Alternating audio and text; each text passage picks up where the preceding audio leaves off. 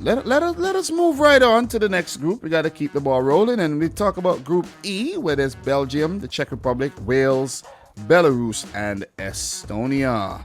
In terms of the Nations League backdoor, who has a backdoor into the Nations League, from the Nations League into the playoffs in case they finish outside the top two? There's Belgium, there's Wales, and there's the Czech Republic. So that is quite interesting that these teams has a lifeline. It definitely has a lifeline here. And it doesn't mean that you could go and funk around and finish third. You see what I mean? Because, for example, like Wales, they do have a very good chance because they are they are highly ranked in Group B of the Nations League, where they're fifth in the overall ranking, and the Czech Republic they're seventh, so they're high up there. So if there's any team to actually benefit from the Nations League backdoor, it'll be Wales or the Czech Republic, Austria or Hungary. Right outside the top four teams that most likely will make top two. So let's just put that out there. Let's just make that clear right now. Talk to me about potential debutants most likely to make it to Qatar, Estonia. Yeah, I have a dear friend from Estonia, actually, but I can't be lenient for that. And leniency there shall not be. Invalid passport for Estonia. There's not really much to say. They might finish this group with 0 points for all I know. You know what you could add to that one? Ragnar Klavan. Well, he's a legend for them. And there's also a team from Estonia that just qualified for the Conference League, being the first club to qualify to a European competition as well. And the name isn't coming to me right now, but I have the name right now. I want to give you guys the name because this is very, very important to just add. And that club goes by the name, I'll get it for you right any second, FC Flora Tallinn. FC Flora Tallinn. So that's a little golden nugget for the folks watching who like that type of stuff. Here's another golden nugget. Wait. I love golden nuggets. Give it to me. Tell me. Estonia, oddly enough, came very close to qualifying for Euro 2012. They made it to the playoffs narrowly, where they lost out to the Republic of Ireland. So that's a fun bit of information. Thank you. I'm going to add that to my collection of golden nuggets. And we're going to move right on to Belarus, who are potential debutants as well, and who came very close in 2002, but they barely missed out on a playoff spot. That's the closest they ever came. Talk to me about Belarus, where I know you have about 10 girlfriends from Belarus, right? Oh, God. Imagine. Well, cool flag. I believe I have Belarus at visa denied. I have them, the former Soviet state, I have them as a level above the Estonians, certainly. And I think that they could maybe play spoiler to one of the Czechs or Wales to drop points, but since 3 teams in this group have the Nations League safeguard, it might not really matter at that point. I don't really have much else to say about Belarus. Didn't, correct me if I'm wrong, Alexander Hleb, he was a famous Belarusian international. He I think so, but I can't remember. Where why can't I find the Belarus flag here? Where is it? Did it disappear? Top row. Oh no, it's right here. Oh God, it's hiding. Where do you have him? I have him at visa denied. Visa denied. I do know Alexander Hleb, I do know the player, but sometimes when you need the information, you just can't get the freaking information, man. So Alexander Hleb, yep, Belarus, man. Belarus, former Arsenal man. Barcelona as well. Bate Borisov, you know what I'm saying? And actually, Hleb was playing for Bate up until all 2019, so big up to Hleb, man. Definitely a legendary football player. He's currently 40 years old. So good one, man. Good one. Good one. Another one. Another good one, man. Another good one. So for Estonia and Belarus, for me, I have. Let me tell you, I actually have. Let me see. Belarus, I do have in visa denied, and for Estonia, pretty sure I have Estonian invalid passport. I may have forgot to actually rank Estonia. I can't find Estonia on my list right now. One of the teams that eluded me. Maybe they'll just qualify for the World Cup after all. Yeah. You know what I'm saying? That's a sign. So that's definitely a sign.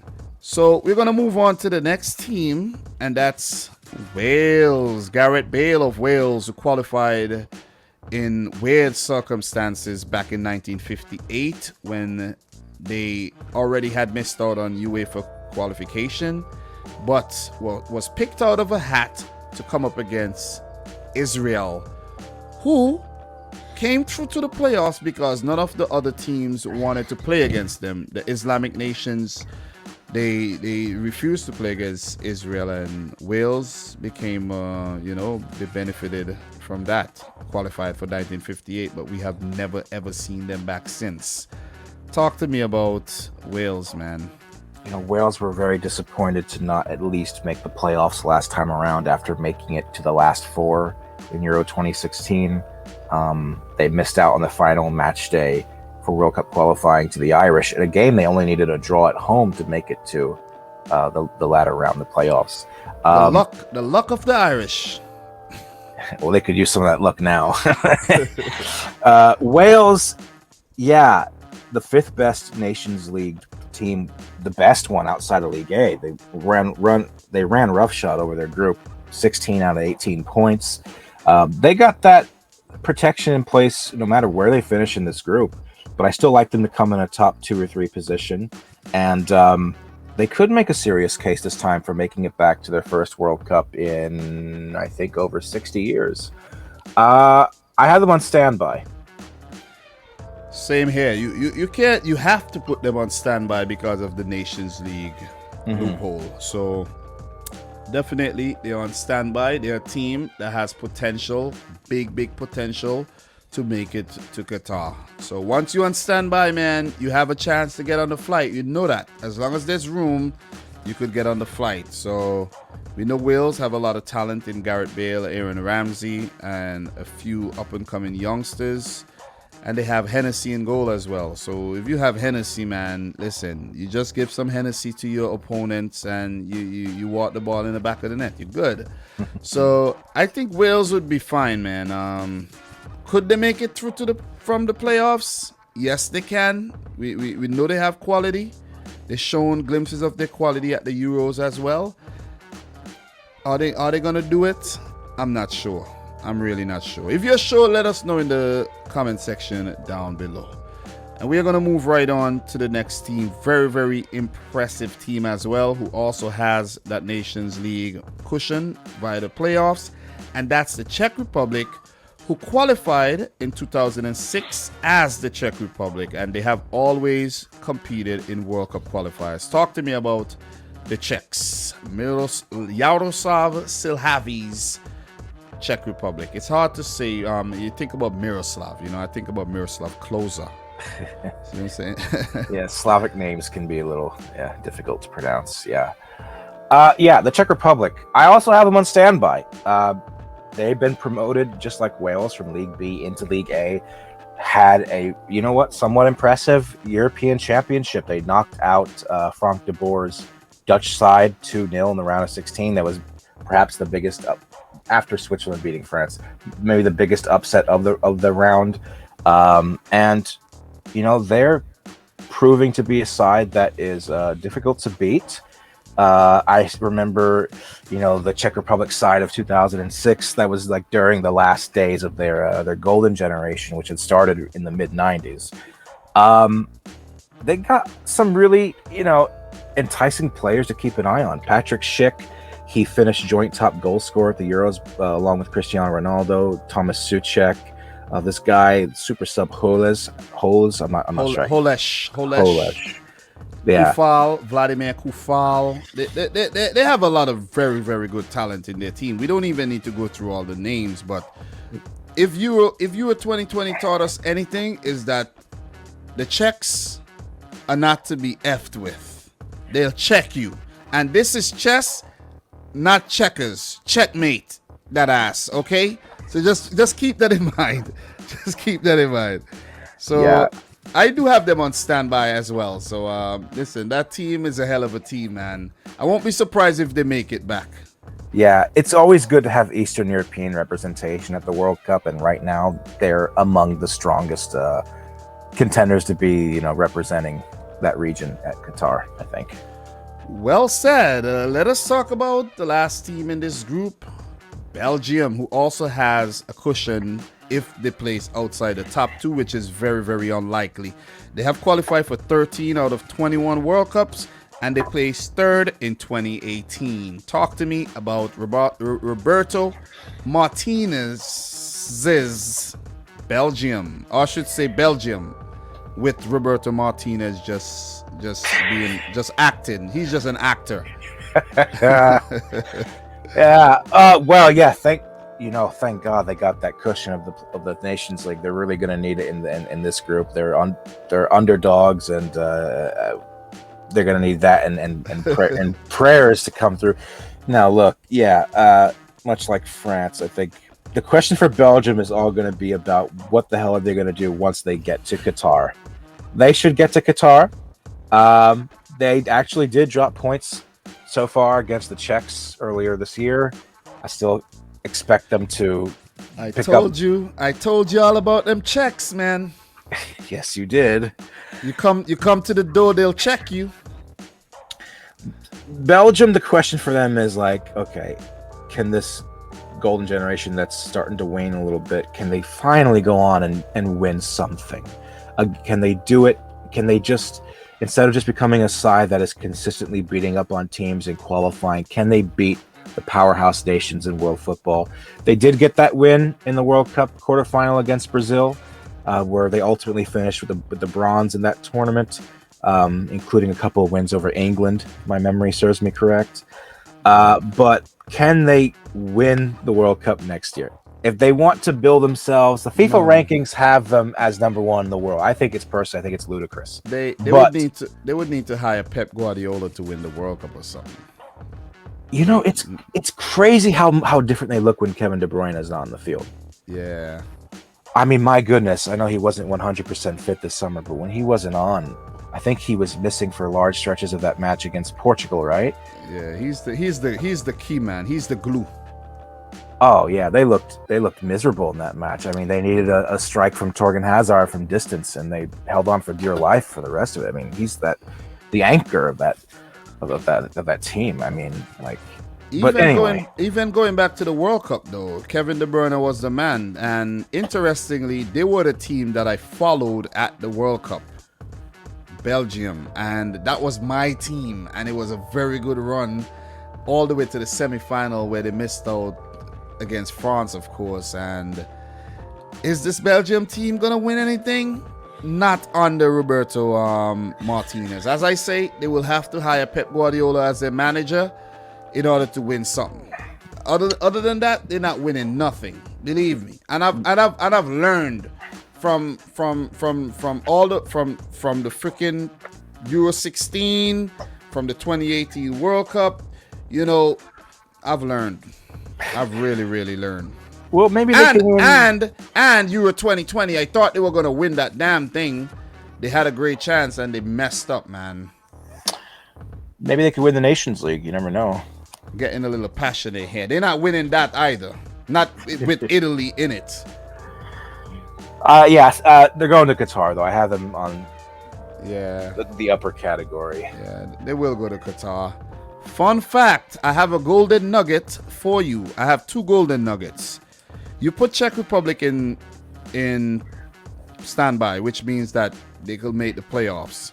The Czech Republic qualified for the World Cup back in 2006 when they won their playoffs versus Norway, who ironically has not qualified since 1998. We will get to Norway soon.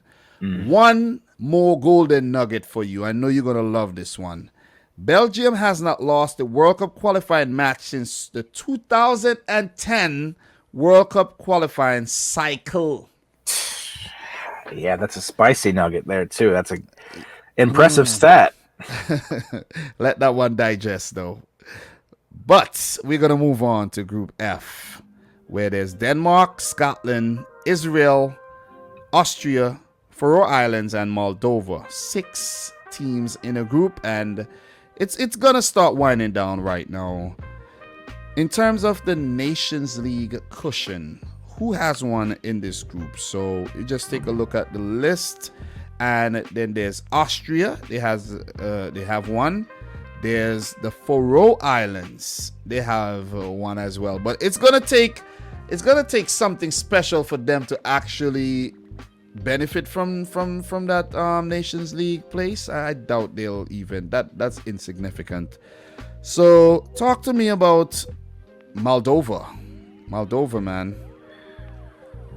Well, many of you know that Sheriff Tiraspol, a club from Moldova, just recently qualified for the Champions League group stages for the first time ever, really putting Moldovan football on the map. The national team, though, I consider to be among the minnows in European football. I have them at invalid passport. I don't think they're really going to do anything in this group, despite the fact that there's no real powerhouse in this group. They could finish ahead of maybe the Faroe Islands. So, yeah, I mean, I don't really have anything else to say about Moldova. Yeah, neither do I, man. You said it. Nothing to add, man. Big up to Moldova, man. Big up to Sheriff for making it to the Champions League, defeating Dinamo Zagreb there. And all the best in that group against Real Madrid, Inter, and Shakhtar. All the best. Let's see what you can do. Absolutely. Shut him up, shut him down. So, look, Moldova has 5 out of 61. They have won 5 out of 61 games during World Cup qualification matches. So that's just a fun fact there. The Faroe Islands, they have won 7 out of 70 as well. They're potential debutants. Do you think your islands, the Faroe Islands that belong to you, and I saw you with the deed. Do you think that you, being the Presidente, El Presidente, do you think, or the Prime Minister, as you said, when we spoke about, when I saw you with the deed, do you think that you guys would actually qualify for the World Cup this time around?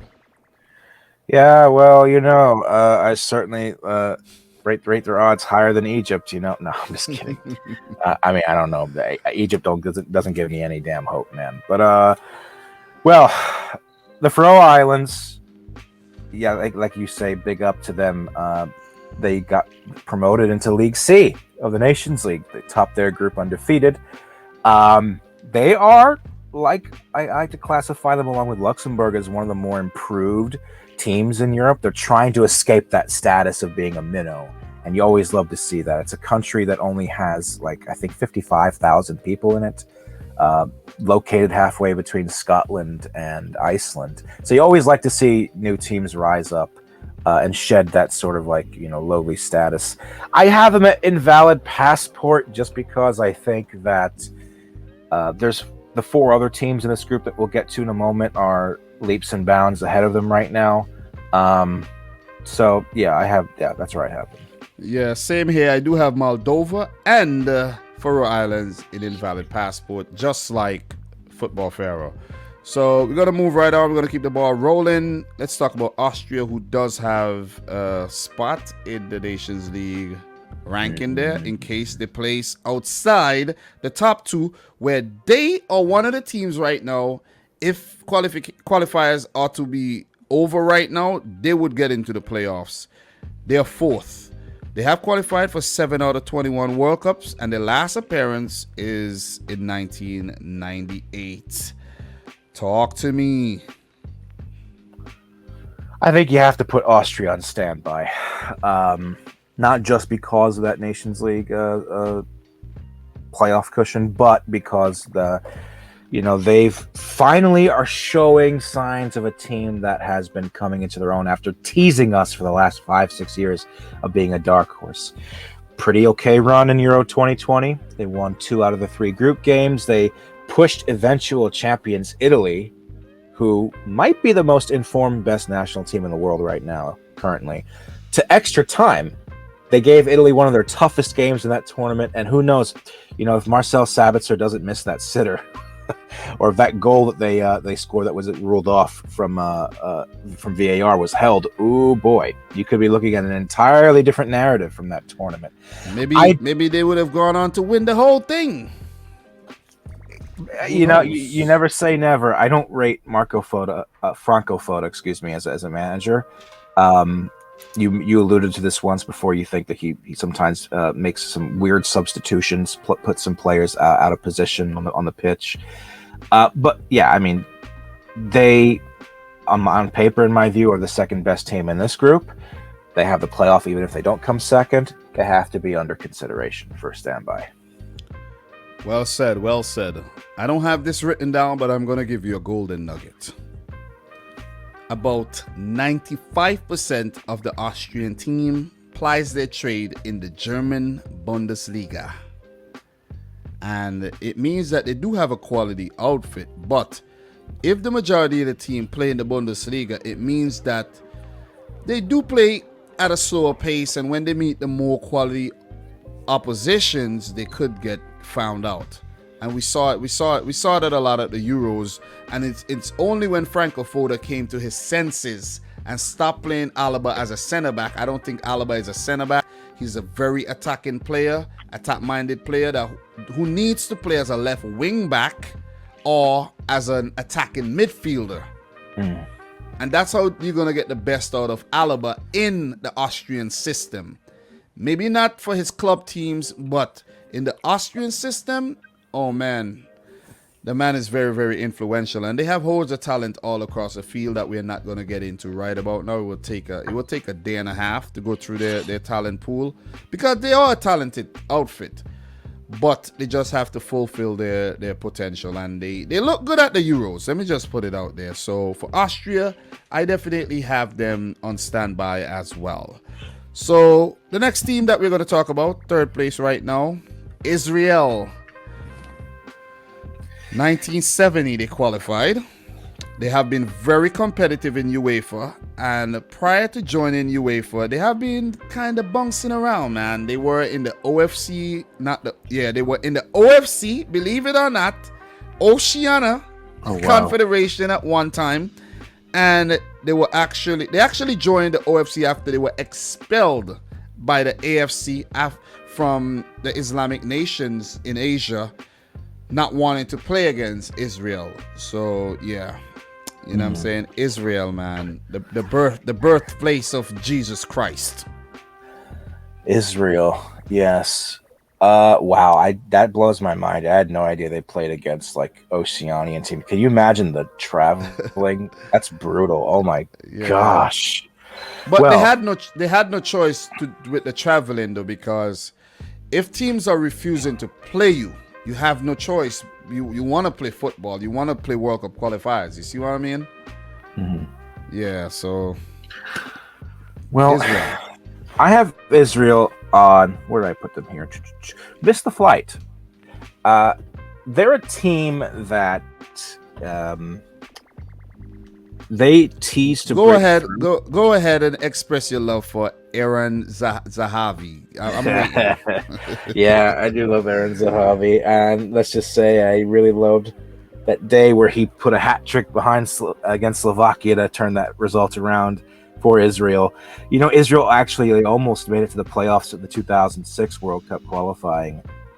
They are, I would say, like in a similar vein to how we mentioned before, the Caucasus nations. They're a very difficult side to play, especially at home. I would put them a level above like the likes of Georgia and Azerbaijan, etc.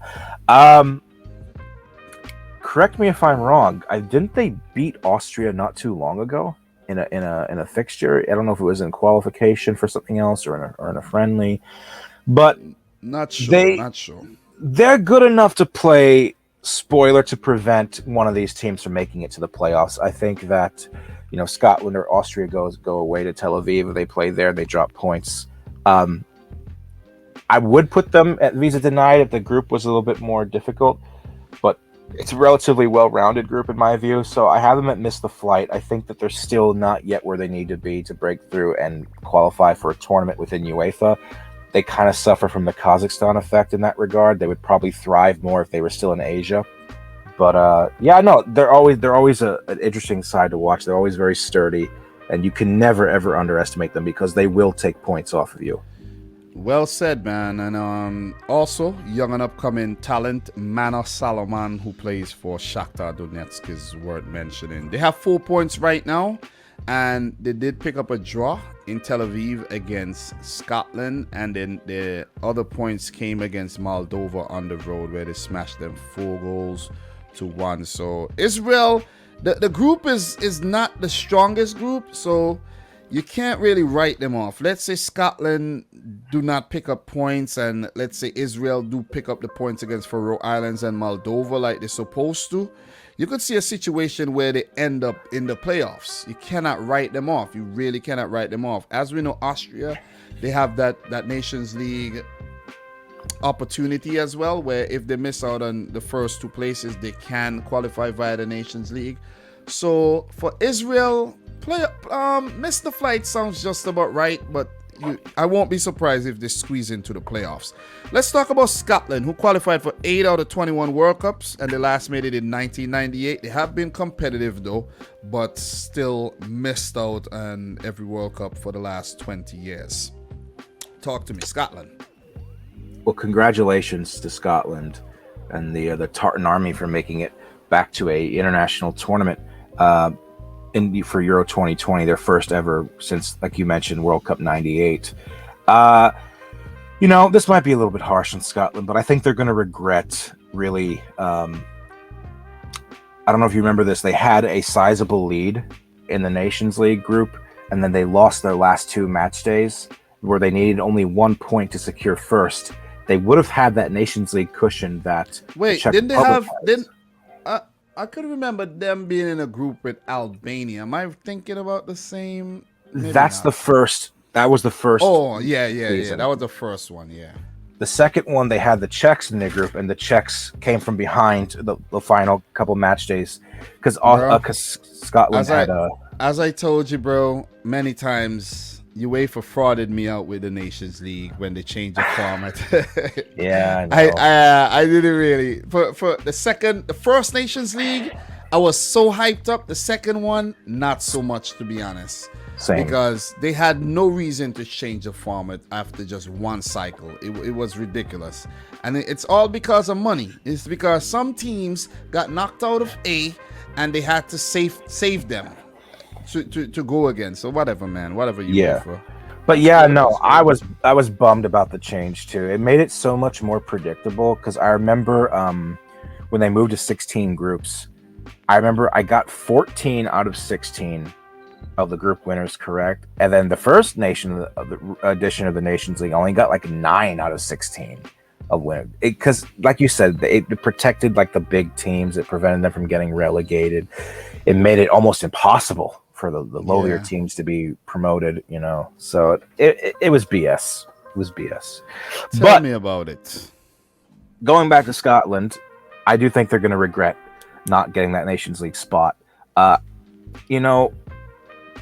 haven't missed the flight because even if they do make the playoffs, I don't like their odds against any of the other sides, and I put them below Austria. So same here, missed the flight in my opinion. And last but not least in the group, man, Denmark. What a team! Qualified for 5 out of 21 World Cups. They were last there at the 2018 event as well. Talk to me about the Danes, man. I am 100% on the Danish hype train. As I mentioned in my one of my group previews before the Euro started, this is a team that has cultivated an identity of being very difficult to beat. They had only lost one competitive game since the fall of 2016, and that was in the Nations League against Belgium. the same Nations League group where they picked 4 points off of England. And, you know, despite the fact of suffering that scare that we all went through with Christian Eriksen this summer, the European Championship, they still somehow were able to use that, and it galvanized them to go on a run to the semifinals. They are a very lethal side on their day. And with the likes of players like, you know, Kasper Dolberg and Mikkel Damsgaard, Kasper Schmeichel in goal. They're already on 9 points, and this is not the most challenging group. They could go on to top this group very comfortably and end up, if you look at the FIFA rankings, it could end up being seeded if certain results go their way. And what I really respect about Denmark, Dominic, is the fact that when Oga Harita left, Kasper Hjulmand picked up the mantle from it, and it was still smooth sailing from there. Like, they're still riding high, and I think they're definitely going to Qatar. Same here, man. I have them as going to Qatar. And one thing I like to add is I would absolutely love to see maybe next year, early next year, the last couple games for World Cup qualifiers, I would love to see Christian Eriksen run out and, you see what I'm saying, and take the field. That would be awesome, man. That would be awesome for football. That would be a great moment. It would. I'm glad we didn't lose him, honestly, and hopefully his health will let him play one day again. Yeah, so I think I did read that he was back training with Inter. I don't know the extent of his training, but I'm just happy that it didn't end up with him dying on the field that day, because that was scary, man. Yeah. Tell me about it. So